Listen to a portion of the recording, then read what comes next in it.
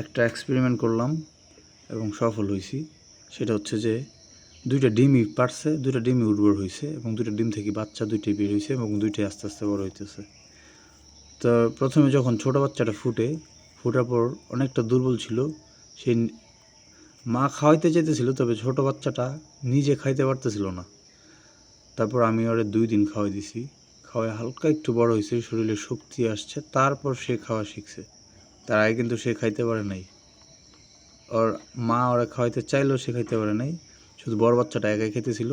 এই জন্য গ্রোথটা দেখেন অনেকটা চেঞ্জ, ছোট বড় আছে।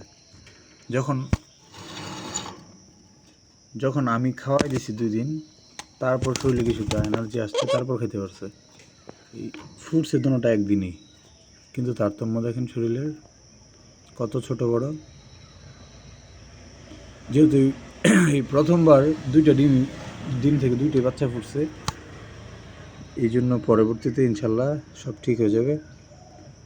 চেষ্টা করবো আরও সমান সমান থাকতে, যেন 2টা বাচ্চাই এক সমান সাইজের থাকে। এ হচ্ছে তাদের পিতা, খুব পাওয়ারফুল।